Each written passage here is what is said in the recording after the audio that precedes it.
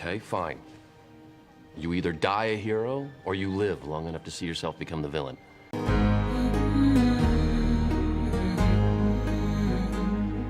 Greetings, fellow mortals. Just a reminder saying it's just my opinion is for cowards. If you look at the story of Dwayne "The Rock" Johnson's life, you would see a man who took every single talent and natural ability that he had and made the absolute most of it. Good looks, a naturally large frame, even before the steroids, and an ungodly amount of charisma. He took his strengths and reached success in every field of entertainment that he entered. Granted, he was given a little bit more opportunity out of the gate than most, but there's no denying his work ethic. You'll be all like, whoa, and then we'll be all like, in your face! And then I'll be all like, get back to work! Now, you might point out that he had difficulties during childhood, but a lot of people do, and he didn't exactly have a lot of trouble in his early adulthood. He was signed by the WWF, now the WWE, within months of learning to wrestle, and this was after his college and Canadian football career. From here, he was one of the two biggest names in wrestling until he went into acting, where he immediately had consistent work, starting with The Mummy Returns, continuing to the point that he had a new project coming out every single year until he became one of the most famous people alive. You love me. You really love me. Yeah, he's not exactly a guy who struggled to find success until his later years. In fact, he could have gone back to wrestling at any single point and be celebrated. Everyone loved him. They thought he was the best because his apparent generosity, kindness, and charisma. But there's a consequence from everyone and anyone constantly praising you at all times, basically saying that your farts don't stink. Eventually, your ego is going to grow out of control. Sheer hubris. Well, that and COVID lockdowns. If you watch any of my previous videos, you know that I say this a lot, but there was something about that period of time that just broke a lot of people, and they have never been the same. It might have been the tipping point for someone as seemingly extroverted and work-focused as The Rock, because it was after the dust settled that people started to turn on him, or it could have simply been his time because people were bored and they wanted to take down one of their heroes. But the one thing they love more than a hero is to see a hero fail, fall, die trying. If I had to point at a time where public opinion started to shift on The Rock, other than Black Adam, it would be right after Young Rock started to air. If you've never heard of that show, the premise is simple. In the future, The Rock is being interviewed after becoming president of the United States. Yeah, no overinflated ego here at all. And during the interview, The Rock shares stories about his past, jumping between his young childhood to his teenage years to his wrestling days. And besides the absolute show of ego that turned people off, there was annoyance over the revisionist history revolving around his family. We made it up. We made this one up. It's a made-up tale. It's a total fabrication. Now, I'm no historian, but it doesn't take a lot of effort to find out that his grandmother wasn't exactly the most important figure in wrestling history, or that his father wasn't exactly known for, and how do I put this gently, being a decent human being. And then there was the small details that were cleaned up to make The Rock and his family look better, along with scrubbing away people that he didn't exactly like from his wrestling days. What is that? Foreshadowing? A flying ice cream truck. And live! And The Rock has a track record for boosting his family up through nepotism anyway. Not in Hollywood, oddly enough, but in wrestling, definitely. There are multiple people related to him in some way that only have jobs because he would be upset if they were unemployed. And there are also a few who are in positions that they're, at least right now, not ready for and cannot handle. Oh, Simpson, can't you go 5 seconds without humiliating yourself? How long was that? But who am I to judge other than someone with eyes and ears who can witness obvious things being obvious? Not many people are like The Rock, where he can be outright rejected by a fan base and turn things around to be majorly successful. He has more tools that he can use than most people do, which he seems to understand to at least a small extent because he doesn't do much to teach or help others. He just passes them the ball and runs away. What is that? Another round of foreshadowing?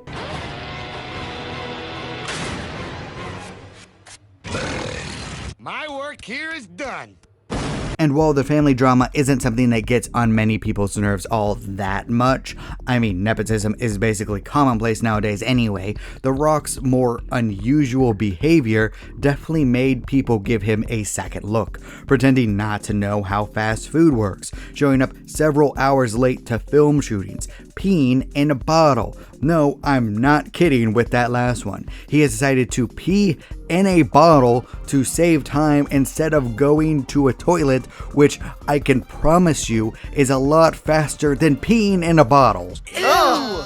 Well, time to erase that forever. Plus the whole Black Adam situation where he thought he could save DC movies and made the problems even worse. And there's also the comments where he compared Oppenheimer with his Christmas movie Red One, which is like comparing souffle with a chocolate chip cookie that's been burnt to a crisp.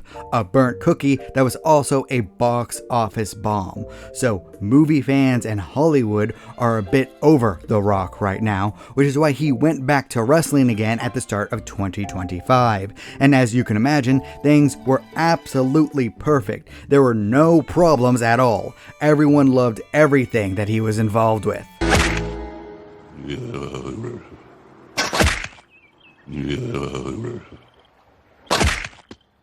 Not. His promos became nonsensical corpo pandering nonsense at the start, and I'm pretty sure he was drunk for one of them. And then he made up a terrible sell your soul storyline that made no sense, only for him to disappear a quarter of the way through and never show up again. Instead, he had Travis Scott, yes, the rapper, make the main event of WrestleMania, the biggest night for the company, into one of the worst things I have ever seen happen live since I've been watching consistently back in 2011. And I have seen a lot of terrible things in wrestling since then.